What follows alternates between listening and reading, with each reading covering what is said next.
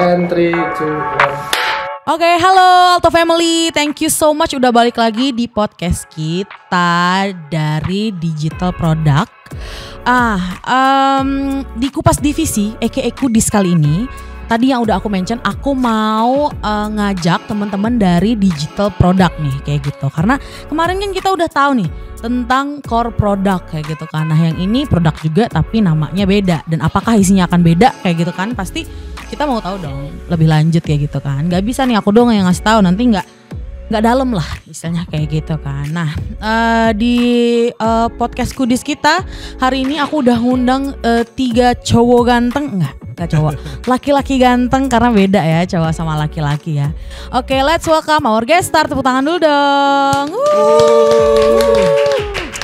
Oke, tak kenal maka tak sayang ya, gentlemen, kayak gitu kan. Mungkin boleh nih dari sebelah kanan aku dulu, mungkin diperkenalkan siapa dan jadi apa sih di PT Alto Network ini role-nya kayak gitu. Boleh Mas. Oke, thank you Indi. Ya. Aku Adrian, biasa dipanggil Adri. Saat ini sebagai Digital Product Manager di Digital Product Management Division di Alto. Oke, thank you so much. Berarti aku manggilnya Mas Adri atau Mas Adrian, oke lah ya? Oke. Oke deh, thank you Mas Adrian. Next, ada siapa sih nih? Halo Alto. Halo. Nama ini gue lu nggak apa-apa ya? Nggak Nama apa-apa gue dong. Ariel. Ya. Role-nya sekarang as a bank partnership manager. Jadi handle untuk semua bank yang under digital product. Gitu. Tapi sekarang ada perubahan sih sebenarnya. Aduh, apa tuh Mas perubahannya Mas? Jadi kan sekarang ada divisi baru namanya segmen bisnis. Oke. Nah jadi sebenarnya gue udah nggak di situ, nggak di digital dan udah pindah ke segmen bisnis ini. Tapi role-nya sama untuk handle partnership bank. Gitu. Oke, tapi berarti masih relevan dengan digital product dong ya? Masih. Karena nggak cuma memang tadinya ya ada di digital product, tapi tetap menghandle si klien-klien yang untuk digital product, bener nggak Mas? Betul. Oke, nice. Bedanya mungkin jadinya nggak pegang digital doang, tapi pegang core product juga nanti ke depan kayak gitu. Oh, oke, mantap kok kayak gitu. Welcome Mas Ariel, thank you so much nih udah datang kayak gitu. Next, ada siapa nih di sini nih? Oke, halo Altois, kenalin. Altois. Bener. Boleh, nggak apa-apa. Kan Altois ya. Kenalin gue Caleb, sama seperti Adrian, gue product manager di digital product.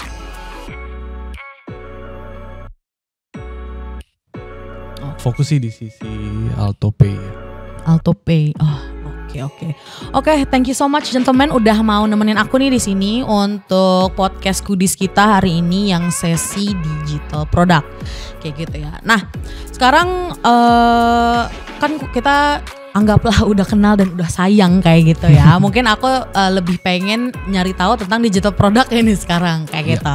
Nah, untuk digital product nih kemarin aku udah ngobrol-ngobrol sama Mbak Listia dan juga Dinda dari core product kayak gitu kan. Beliau ini udah ngasih tahu nih tentang sebenarnya core product itu apa kayak gitu kan, kesehariannya seperti apa. Dan sebenarnya core product itu tuh menghandle apa sih di PT Alto Network, perannya seperti apa kayak gitu kali ya. Nah, namanya nih hampir sama, ada produk-produknya kayak gitu kan, tapi bedanya adalah digital kayak gitu. Boleh nggak nih dikasih tahu nih dari podcast listener kita nih, Kudis listener kita, sebenarnya apa sih bedanya digital product dan juga core product? Mungkin dimulai dari Mas Adri kali ya. Oke, kalau dari pandangan gue di era sekarang, maksud gue lebih ke era digital transformation mungkin ya. Itu setiap company itu biasanya mereka pasti punya yang namanya core products atau core business. Terus mereka juga punya yang namanya innovation. Innovation di sini biasanya diterjemahkan ke dalam digital product. Jadi ini ada inisiatif-inisiatif baru yang sifatnya produk-produk yang mengikuti digitalisasi saat ini dan juga ngebawa new revenue stream juga buat company, sehingga ini juga bagian dari innovation dan tentunya untuk buat capai objektif dari perusahaan itu sendiri. Jadi di sini juga kata kuncinya adalah adaptasi sama kondisi perkembangan saat ini gitu ya, perkembangan zaman saat ini. Oke, kalau misalnya dari Mas Ariel nih gimana nih? Kayaknya udah terjawab tuh. Jawaban Adrian bagus banget. Ini ya berarti lebih ke adaptasi dan juga apa sih namanya benar-benar inovasi ya. Kayak gitu ya. Jadi memang mungkin digital product kalau misalnya aku bisa sum it up dari Mas Adrian nih.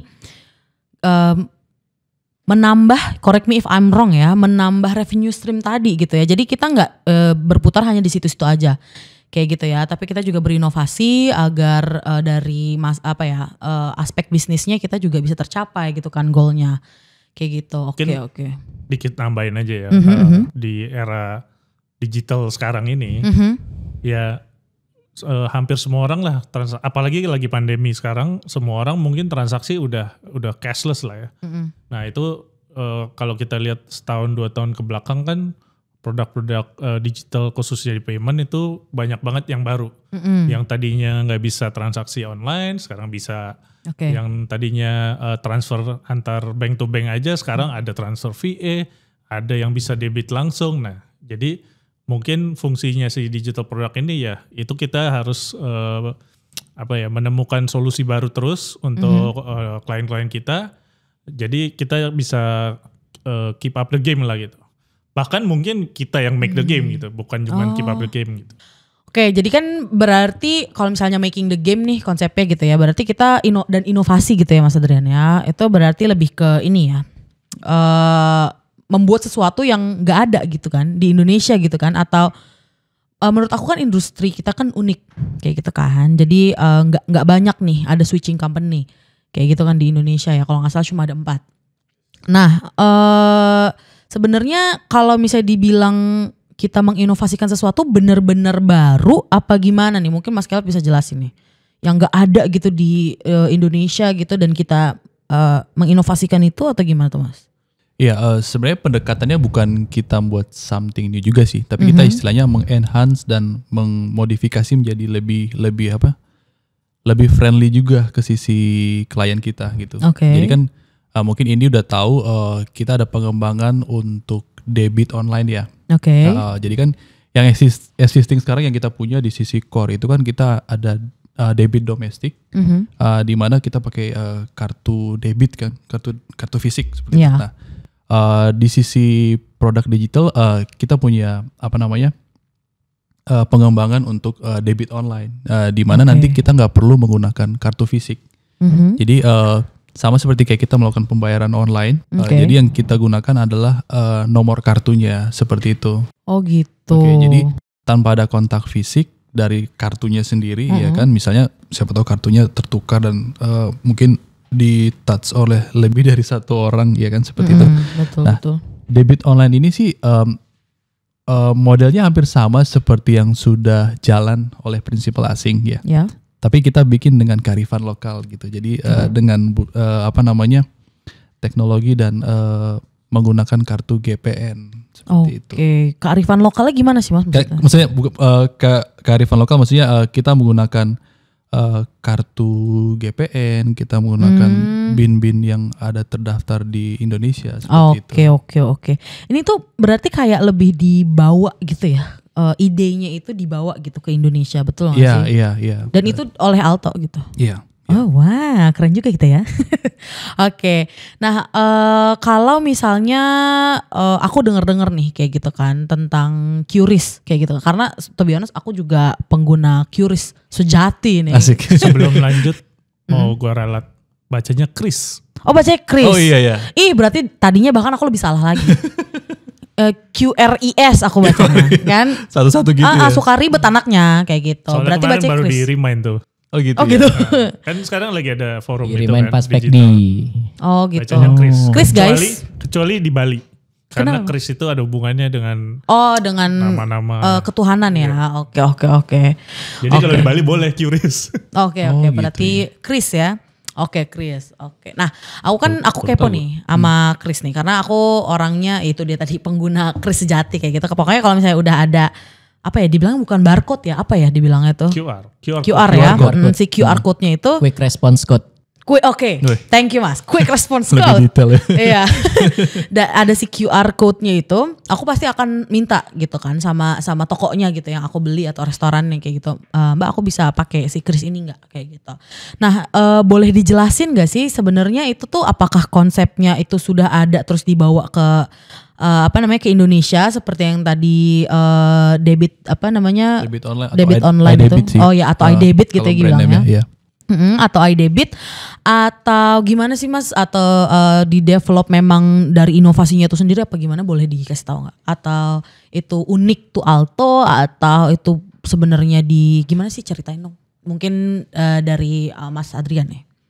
Ya, QR ini sebenarnya udah diadopsi sama beberapa PJSP beberapa tahun lalu. Hanya memang dari BI pada akhirnya membuat sebuah standarisasi.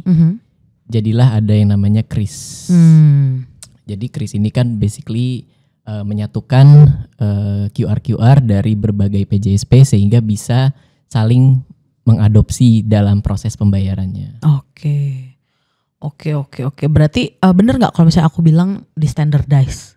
Betul, di standardize. Oke. Nah, aku kepo nih kalau misalnya Bank A kayak gitu kan. Bank itu kan ini ya klien kita, bener nggak? Yeah. Bener ya, member kita gitu kan. Nah, misalnya Bank A itu adalah bukan klien kita dan Bank B itu klien kita. Nah, gimana sih cara menyambungkannya sampai semua bank tuh bisa memakai KRIS itu sendiri? Boleh dijelasin nggak mungkin dari Mas Ariel mungkin? Oke. Ini sebenarnya basic switching network lah ya. Kenapa ada switching? Ya fungsinya untuk mengkoneksikan bank satu ke bank yang lain. Nah, di Indonesia kan sekarang ada 4 switching. Dan masing-masing switching ini memiliki member yang berbeda-beda lah ya. Let's say kita bank 1-5, yang sebelah bank 6789 gitu. Dan ternyata bank 1 mau ke bank 9. Nah, itu nanti prosesnya secara gampangnya ya. Si bank A kirim si instruksi payment tersebut ke kita. Kita terusin lagi ke si switching yang sebelah. Si switching sebelah kirim ke si bank 9 tadi gitu sih. Oke, berarti itu jadi prinsip KRIS kayak gitu? Fungsi kerja si switchingnya itu mengkoneksikan antara bank satu dengan yang lain. Oke, tapi si KRIS pun juga kayak gitu? Sama, betul. Sama, oke. Jadi sebenarnya mungkin tambahan kali ya. QR itu kan hanya media sih sebenarnya. Media untuk kita get informasi dari si istilahnya siapa yang akan pengen kita yang pengen kita ingin ngelakuin transaksi, siapa tujuan yang ingin kita ngelakuin transaksi. Jadi di dalam QR itu sih sebenarnya membuat semua data-data itu sih, baik data kayak misalnya kayak kita belajar di merchant kopi gitu ya, kopi kenangan kali ya. Nah itu sebenarnya memuat informasi si kopi kenangan itu, jadi data-data yang akan kita kirim ke sisi acquire-nya itu akan divalidasi oleh sisi acquire dengan data-data kopi kenangan tersebut. Oh gitu. Kayak gitu. Jadi sebenarnya si QR code itu sih penggantinya mesin-mesin edisi yang biasanya ada di toko-toko lah ya gitu. Oke, tapi fungsinya sama dan cara kerjanya juga sama ya. Kenapa itu sangat diminati ya? Karena lebih cepat gitu kan. Pertama, semua orang pasti kemana-mana lagi nenteng handphone. Ya kan? Kalau pakai kartu, buka dompetnya dulu. Pilih dulu rekening yang ada duitnya yang mana ya kan, suka lupa tuh. Iya benar. Yang ada isinya ya. Yang ini cuma buat bayar-bayar gitu. Nah, kalau ini kan kita bisa lihat saldo kita langsung scan selesai gitu sih. Kalau itu kan mesti di swipe dulu atau di chip in terus input pin dulu. Gitu. Walaupun di sini juga ada pin sih.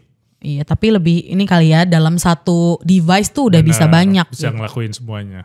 Khususnya di masa pandemik kayak gini nih. Nah ini ya KRIS ini kan salah satu alat pembayaran yang di campaign sama BI juga ya. Iya banyak ya. Betul, karena memang salah satu kelebihannya adalah atau value proposition utamanya adalah pembayaran nirsentuh.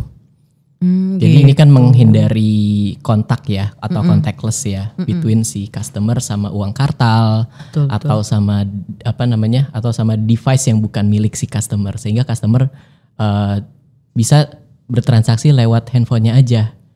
Atau mungkin istilah kerennya BYOD kali ya, bring your own device. Keren, oke. Dari tadi aku tertarik ngomongin tentang Kris ini tuh sesuatu yang lagi dikampeinkan besar-besaran sama BI. Kayak gitu ya. Kalau misalnya dari Altonya sendiri butuh nggak sih mengkampanyekan itu as we are di mungkin seperti provider service-nya kali ya. Kayak gitu ya. Sebenarnya menurut teman-teman semua di sini perlu nggak gitu? Mungkin dari Mas Adrian kali ya. Ya, untuk campaign Kris ini sendiri ini perlu dukungan dari berbagai stakeholder. Jadi dari BI bersama-sama dengan teman-teman PJSP, banks dan juga tentunya switching itu kita bersama-sama mengkampanye Kris ini agar digunakan lebih banyak dan lebih luas di masyarakat Indonesia. Karena seperti yang kita tahu potensi UKM salah satunya di Indonesia itu kan masih sangat luas ya, dan memang ada kendala terkait pembayaran yang salah satu problemnya itu bisa dijawab dengan adanya Kris. Oh oke. Selain Kris kayak gitu ya, apa sih yang digital product di PT Alto Network ini jalankan gitu ya? Pasti banyak kan, karena tadi kita ngomonginnya inovasi dan adaptasi kayak gitu. Apalagi yang udah kita adapt dan apalagi yang kita udah inovasikan. Mungkin boleh dari Mas Ariel deh. Oke, ini mungkin masih berkaitan sama si transaksi debit online tadi ya. Jadi kalau Indi pernah belanja online, let's say pakai kartu kredit deh. Itu kan ada sistem autentikasi yang dilakukan, yaitu ketika Indi masukin nomor kartu, terus nanti muncul kode OTP, ya kan, di SMS kita harus masukin. Nah, Alto membuat satu sistem autentikasi kita sendiri untuk melakukan si transaksi online tadi. Oke, itu namanya apa tuh Mas? Alto Online Secure, AOS. Gitu. Kalau yang di luar sana kan disebut dengan 3D something itulah ya. Nah ini kita bikin sendiri nih, namanya Alto Online Secure gitu. Jadi ini masih berkaitan tadi yang Caleb jelasin, ketika mau belanja online cukup menggunakan nomor kartu debit yang kita punya. Nah pas autentikasi itu menggunakan si sistem Alto Online Secure itu. Oh oke. Tapi mirip-mirip OTP lah ya. Betul. Sebenarnya gini, OTP itu sih sebenarnya kode aja ya. Kode aja. Fungsi utama si Alto Online Secure itu untuk memastikan bahwa benar nih orang yang masukin nomor kartu adalah orang pemilik rekeningnya gitu. Makanya dikirim SMS-nya ke nomor handphone si pemilik kartu gitu. Oh oke. Jadi bukan sembarangan orang yang bisa melakukan transaksi di merchant. Jadi orang yang sudah memang benar-benar terverifikasi oleh tadi sistem AOS tadi gitu. Oke. Gimana sih bisa tahu bahwa benar ini nomornya yang terdaftar gitu kan? Sesuai kita kerjasama sama si bank. Nah bank itu yang memprovide nomor-nomor handphone tersebut gitu. Jadi misalnya si Indi gitu kan, ini orangnya yang ini, nomor teleponnya yang ini gitu. Jadi itu berdasarkan data yang dimiliki bank gitu. Jadi itu benar-benar tertuju ke si nasabahnya.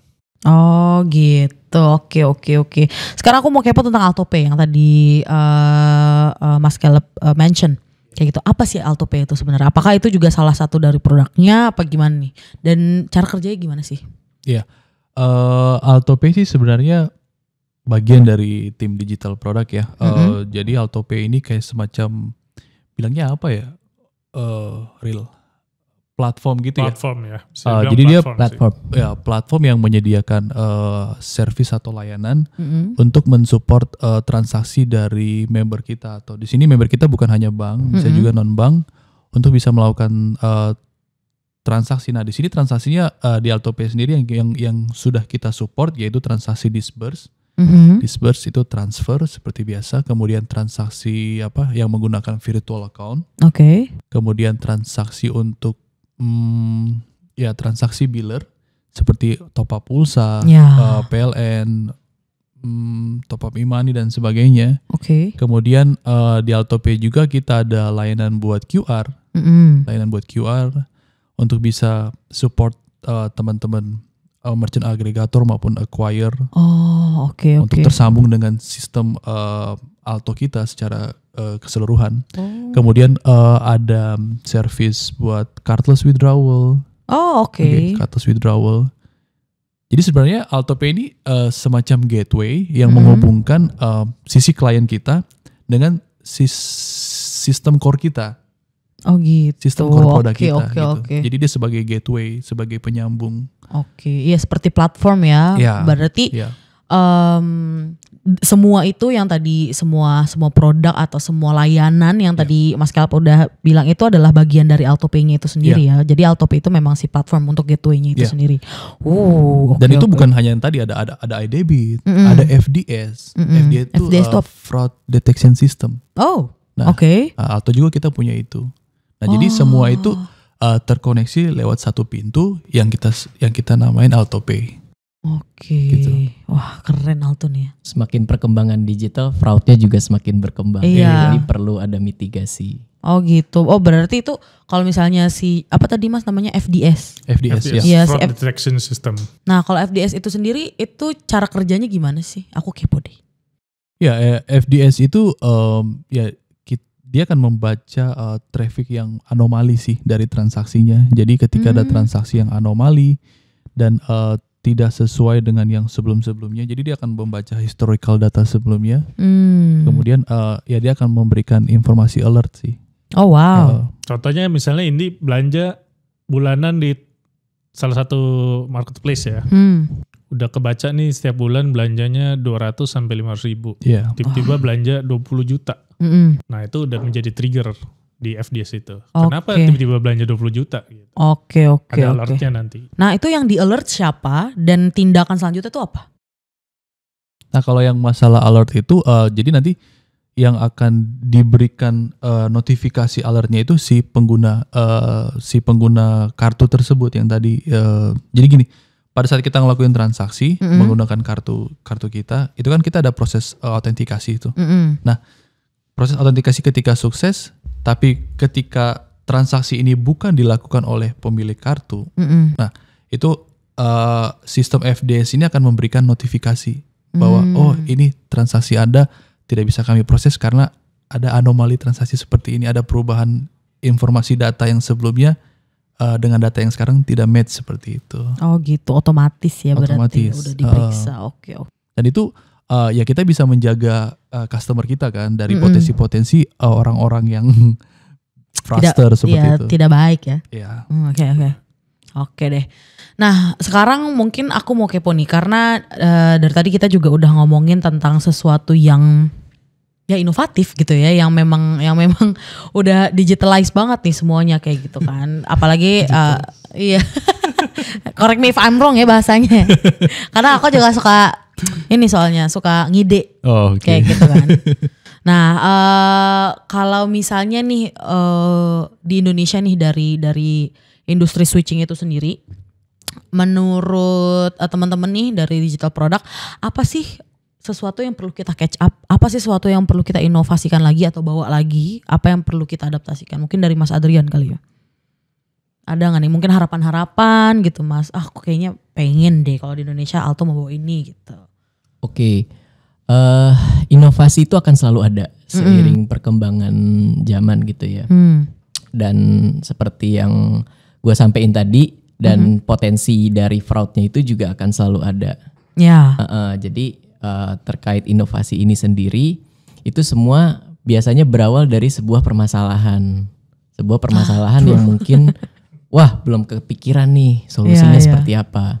Barulah dari situ bisa dipikirin lagi bagaimana merangkai solusi yang komprehensif buat menangani atau mitigasi masalah tersebut. Misalnya masalah contactless ya, yang sudah dijawab sama QR tadi.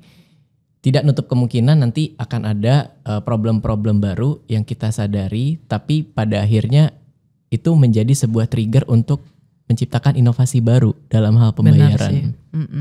Karena kan kita nggak pernah tahu ya apa yang bakal terjadi besok. Kita nggak tahu, kemarin kita nggak tahu bahwa akan terjadi pandemik seperti saat ini. Betul gitu kan? Dan kita juga nggak tahu nantinya akan terjadi apa lagi. Benar sih. Jadi kurang lebih dari permasalahan-permasalahan yang ada, itu nanti akan diformulasikan kembali menjadi satu solusi yang dituangkan ke dalam sebuah produk. Jadi kurang lebih seperti itu ya cara dari produk bekerja. Iya benar sih, memang karena dari bisnis aspeknya pasti kita mau menawarkan solusi dong ya di luar sana kayak gitu kan. Oke. apa ya, kalau misalnya dari Mas Adrian sendiri kayak gitu ya, kan kita kan pasti kan mau nge-provide solusi gitu kan. Kalau dari Mas Adrian sendiri apa sih mungkin harapannya gitu ya yang bisa kita provide gitu ya solusinya gitu dari Alto sendiri? Kayak permasalahan kita akan apa gitu, lihat lagi ya permasalahan apa yang terjadi ke depannya. Jadi inovasi itu bisa terjadi dalam segala hal 360 gitu ya. Mungkin dalam masalah metode pembayarannya, media pembayarannya, atau authentication-nya sehingga lebih aman dari fraud.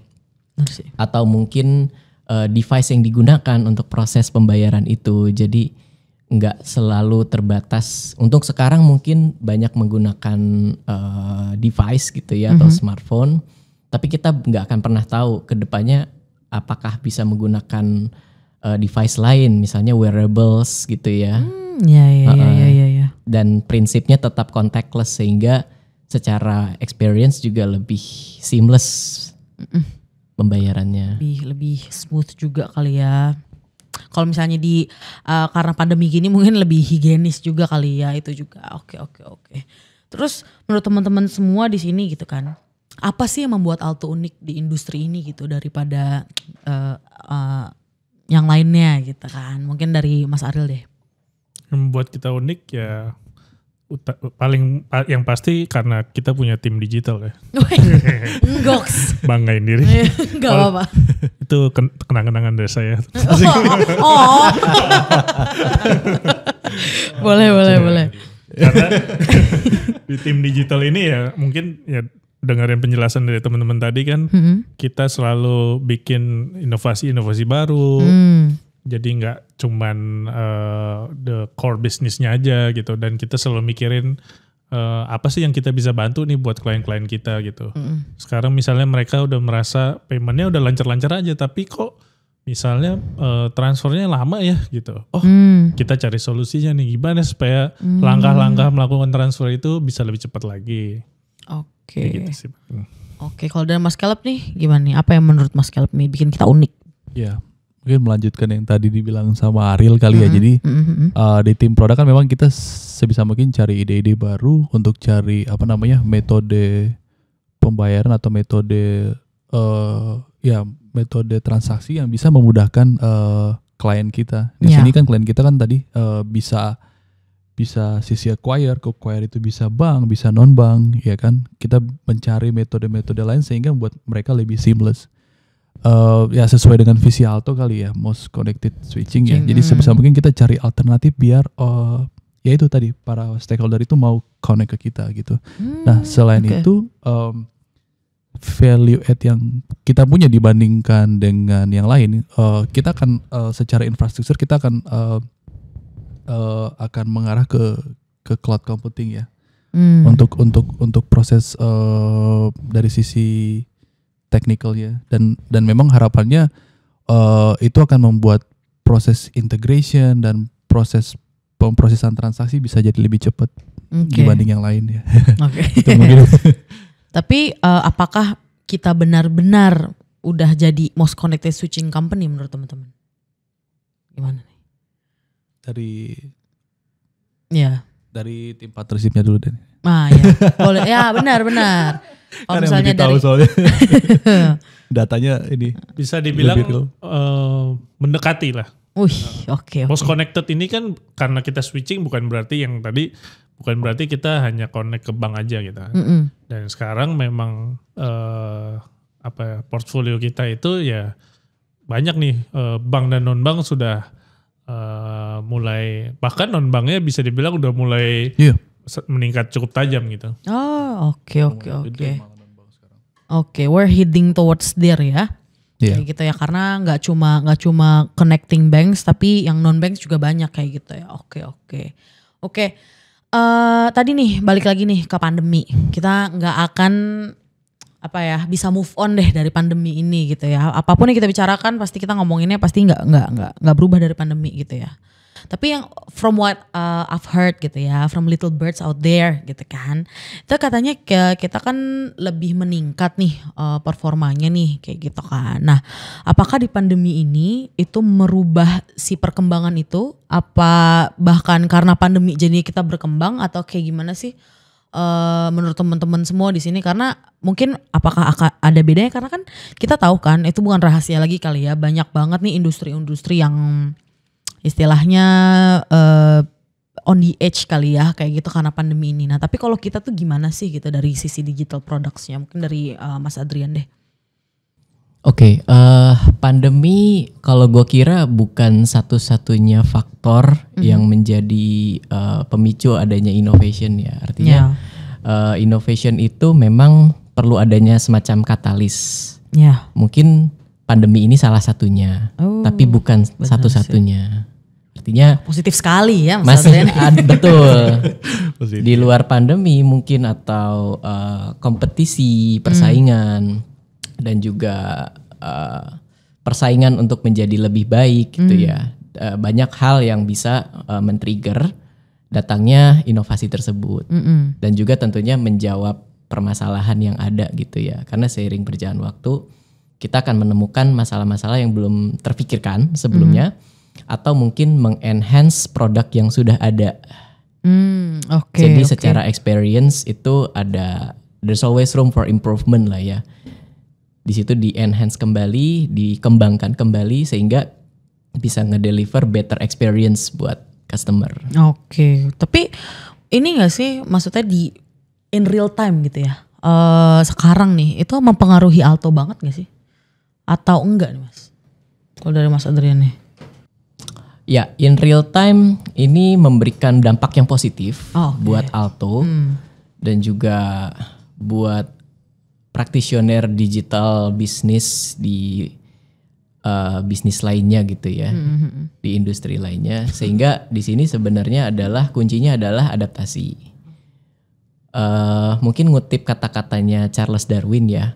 Salah satu yang kita bisa lihat orang itu yang akan bertahan itu bukan yang paling kuat, bukan yang paling cerdas, tapi adalah yang paling mampu beradaptasi. Sehingga di sini kuncinya adalah adaptasi. Oh my god, skripsi aku tuh ya.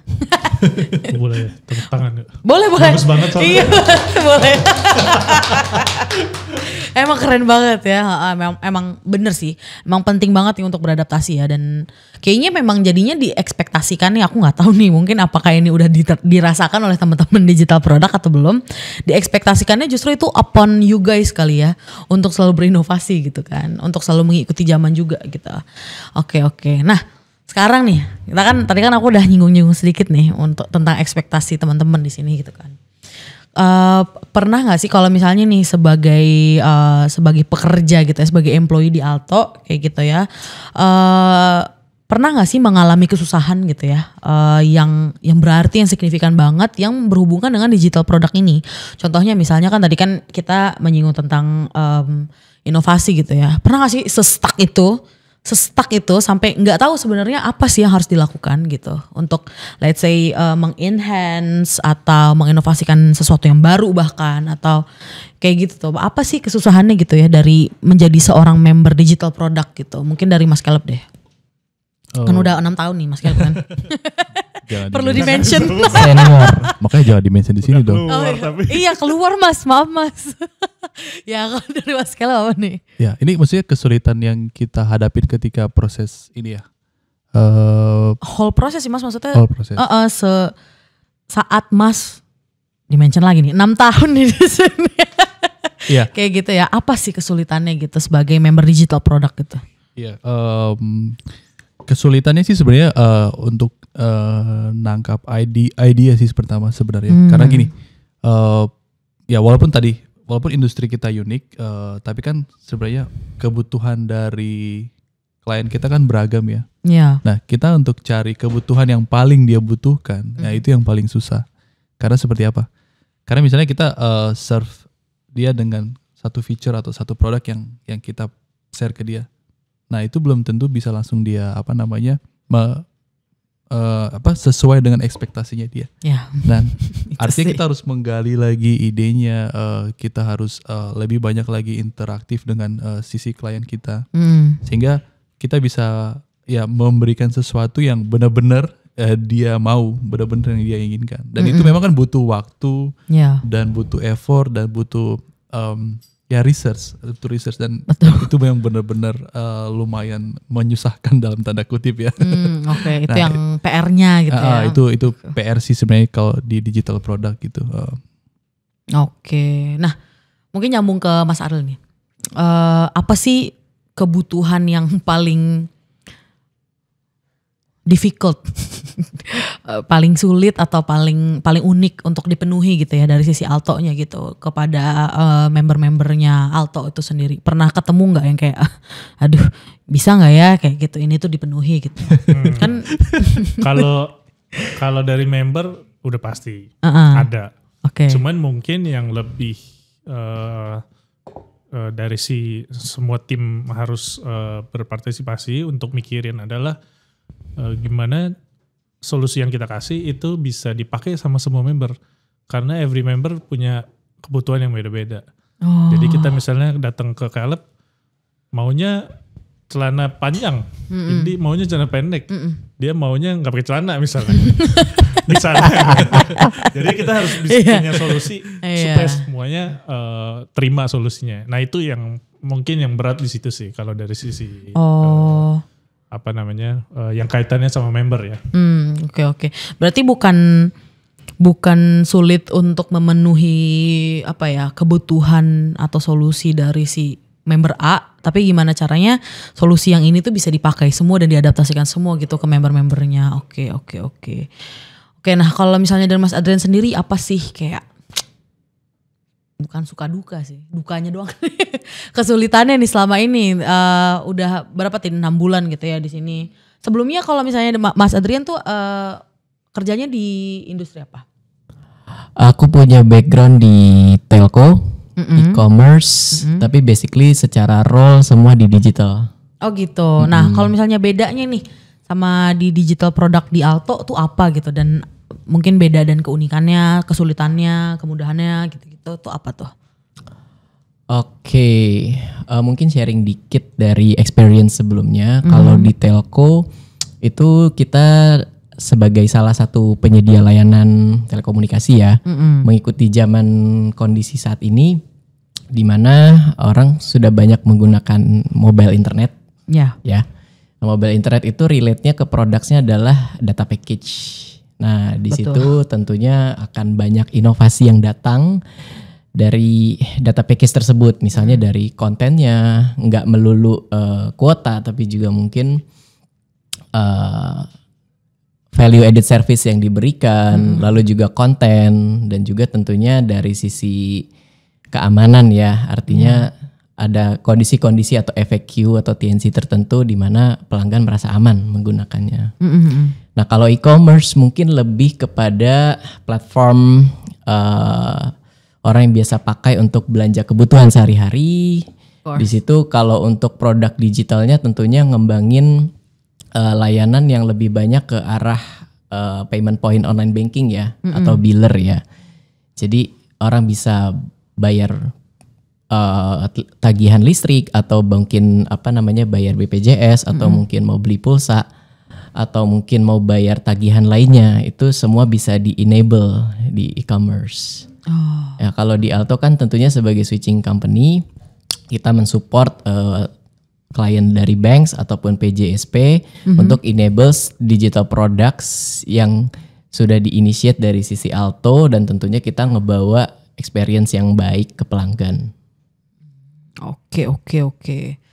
Again ya, lebih ke gimana nih merealisasikan apa yang ada di kepala. Ya, jadi merealisasikan sebuah ide ke dalam sebuah implementasi itu tantangan bagi setiap orang. Karena mungkin setiap orang bisa punya ide, tapi nggak ada yang bisa still the execution. Iya, memang rada susah sih ya, to be honest. Oke. Kalau misalnya nih, tadi kan udah Gak apa-apa. Ada gedubrak juga. Iya, gedubrak dikit. Oke. Mungkin tadi kan lebih ke kesulitannya gitu ya. Tapi kalau misalnya apa sih kesenangannya gitu ya. Fun. Kok jadi nyanyi? Funnya di digital product tuh apa sih sebenarnya? Mungkin dari Mas Al dulu deh. Kalau ngomongin fun digital membuat gue rada sedih. Karena udah berpisah. Oh iya benar. Gak apa-apa, mungkin buat kenangan ya. Jadinya bisa ter-record dengan jelas. Yang jelas nomor satu sih communication di tim ya. Menurut gue itu sangat open. Between team member maupun headnya. Terus kita juga misalnya bisa menuangkan ide-ide kita langsung. Dan sejauh ini selama gue di tim digital sih, menurut gue komunikasinya sangat baik gitu. Oke. Gitu. Dan itu yang ya hopefully yang di tempat baru sama sih.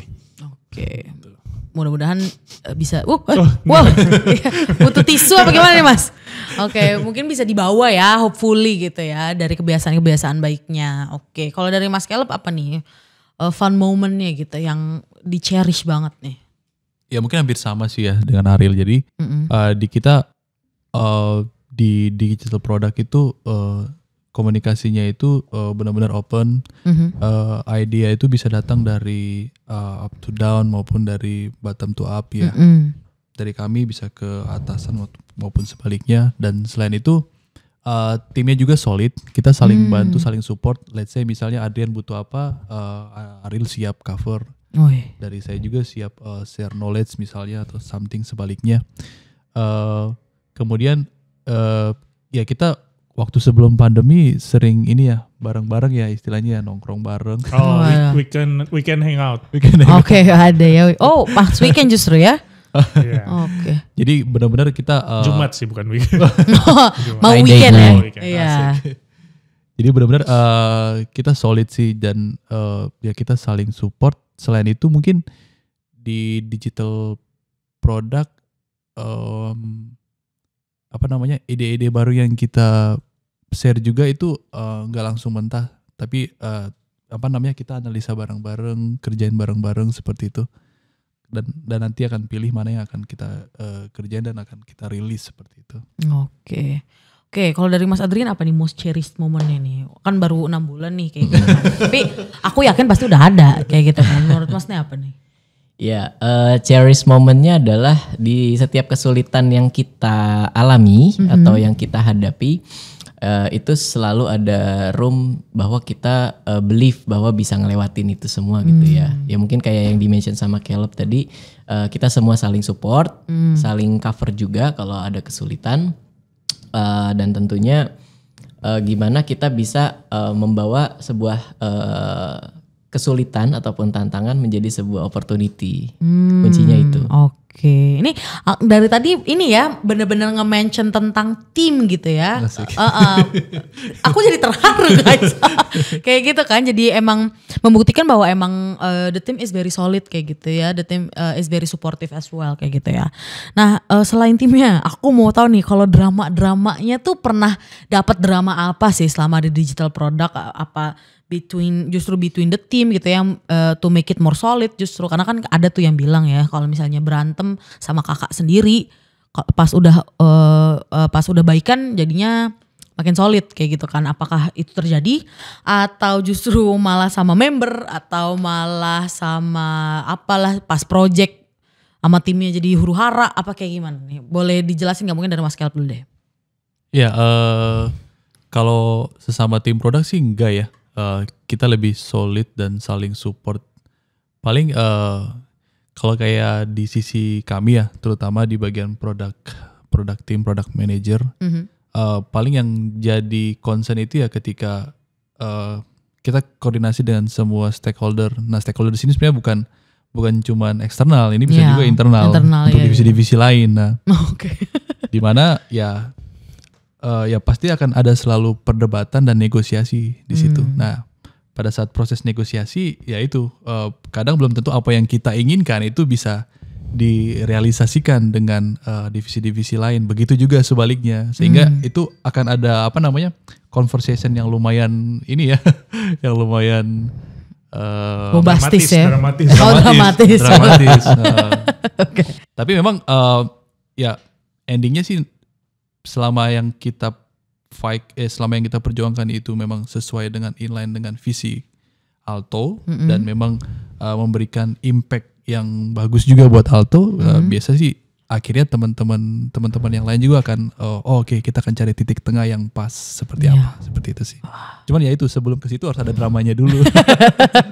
Bahkan bilangnya ini ya harus. Iya, dramatis ya prosesnya. Oke. Kalau dari Mas Ariel nih gimana nih? Kalau dari member sih drama nggak terlalu banyak ya, nggak terlalu banyak. Yang paling banyak sih memang yang kayak udah bilang sih.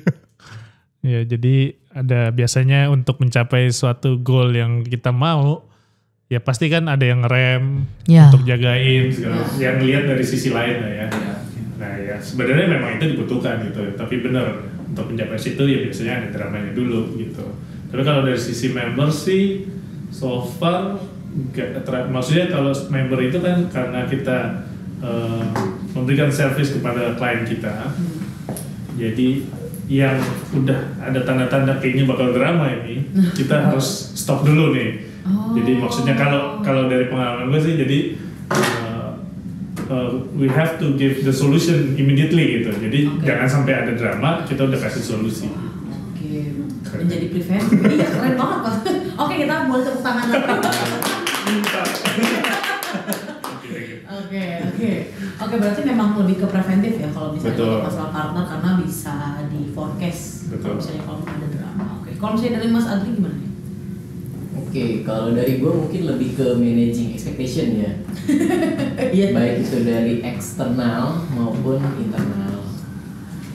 Intinya adalah ya setiap stakeholders pasti kan punya expectation ya. Iya pasti. Nah di sini lebih kepada gimana kita manage supaya semua expectation itu bisa kita rangkum ke dalam satu tujuan, gimana kita bisa ngarahin itu ke sebuah tujuan bersama. Artinya apapun yang ada terjadi di dalamnya, mau ada drama, mau ada perdebatan atau lainnya, tapi semua itu tetap terkait tujuan besar yang ingin dicapai bareng-bareng. Gitu sih, jadi ya itu selama itu positif untuk membangun, ya I think it's positive thing ya. Berarti memang ekspektasi ya, karena kan kadang kan suka ada yang pernah nggak sih Mas kayak ekspektasinya oh ya nih udah setuju nih ini nih, oh iya oke. Terus ternyata ada yang beda gitu satu gitu kan, pernah lah ya ada yang kayak gitu. Ya hal-hal seperti itu akan selalu ada sih di mana pun. Iya bener sih, benar. Oke. Nah terakhir nih. Terakhir. Iya. Oke. Oh mau lagi? Mau sampai jam mau sampai jam berapa Mas sekarang boleh loh kalau nyaman. Ya mau nginep kayaknya. Oke, jadi kuncen Satrio ya? Enggak, jangan. Iya. Oke, aku mau nanya nih yang terakhir mungkin kayak lebih ke ini ya, harapan kali ya buat digital product. Dan karena Mas Ariel kan juga mau ini nih, mau pindah. Oh ini pertanyaan buat Ariel? Bertiga loh. Oh bertiga. Tapi momentumnya tuh benar. Enggak sih, mungkin lebih ke harapan gitu ya untuk dari sisi digital product of course, tapi untuk ke Altonya sendiri gitu di kedepannya tuh seperti apa sih kalau dari gentleman nih di sini? Mungkin dari Mas Caleb dulu lah. Dari Ariel dulu mungkin kan dia. Mau nggak apa-apa, boleh banget Mas Ariel. Silakan. Okay. Harapan gue sih untuk tim digital product, as we know, mungkin nggak semua tahu juga ya. Kontributor untuk Alto itu kan saat ini masih dari core utamanya. Yeah. Kalau harapan gue sih kebalik jadinya, jadi digital yang utamanya. Oh. Nah untuk mencapai situ tentunya ya kita mesti kerja lebih giat lagi, cari klien lebih banyak lagi, new products, new innovation, itu sih harapannya. Oke. Terus kalau misalnya dari Mas Caleb apa nih? Harusnya hampir sama sih ya. Jadi kurang pantas lo lempar ke gue. Ya harapannya sih benar dari digital product bisa memberikan kontribusi lebih baik dari sisi revenue, stream revenue maupun dari sisi inovasi produk dan juga ya memberikan banyak alternatif ke sisi partner kita, ke sisi klien kita, sehingga ya kita bisa kembali ke visi kita. Jadi most connected switching. Jadi semakin banyak possibility yang bisa kita buat, sehingga nanti akan banyak juga klien yang akan bisa terinterkoneksi dengan Alto. Oke. Harapannya seperti itu. Oke, mantap. Keren. Sekarang terakhir dari Mas Adrian gimana nih kalau untuk? Ya, kalau dari gue mungkin secara company visions atau company objectives, digital products bisa fulfill expectation dari members ataupun dari regulatory gitu ya, sehingga bisa bantu untuk ketercapaian new revenue stream. Terus juga dari sisi innovationnya juga dapat, bisa capai juga. Dan tentunya juga gimana untuk tujuan yang lebih besar lagi, tentunya bisa ngebantu digital transformation di Indonesia secara keseluruhan, khususnya buat pembayaran. Oke. Keren-keren memang ya. Sebuah harapan besar yang mudah-mudahan memang itu nggak cuma menjadi harapan aja gitu ya, tapi di kedepannya dari digital product, kalau misalnya of course ya dari digital product bisa berkembang, pasti berkembang juga Altonya kayak gitu ya. Amin. Okay. So that's that. Thank you so much gentlemen for accompanying me today untuk berbicara tentang digital product gitu ya. Mudah-mudahan Kudis listeners juga bisa bisa tercerahkan gitu ya tentang apa sih bedanya digital product dan core product kayak gitu. Apa aja sih yang dilakukan digital product, ternyata sesuatu yang kita pakai sehari-hari itu juga adalah kontribusi dari digital product kayak gitu-gitu ya, bisa tercerahkan juga, dan juga bisa lebih tahu nih dari timnya dan juga dari divisinya sendiri itu ngapain aja sih kayak gitu tadi, drama-dramanya dan lain-lain kayak gitu, dan juga tentunya harapannya gitu di kedepannya kayak gitu. Oke. So thank you so much, please tepuk tangan buat kita semua. Thank you so much. Thank you semua. Thank you semuanya. Thank you so much. Tentu aja good luck buat Mas Adrian dan juga Mas Caleb di digital product, dan juga Mas Ariel di business segment. Kontribusinya pasti nggak akan dilupain dan juga akan terus berkontribusi untuk digital product. Oke deh, thank you so much gentlemen, and thank you so much juga untuk Kudis listeners yang udah stay tune sampai sekarang. Jangan lupa dengerin terus podcast Kudis ini atau Kupas Divisi, karena di kedepannya pasti aku akan bawain semua divisi yang ada di PT Alto Network kayak gitu. If not terus bertambah kayak gitu kan. Thank you so much and selamat malam Kudis listeners.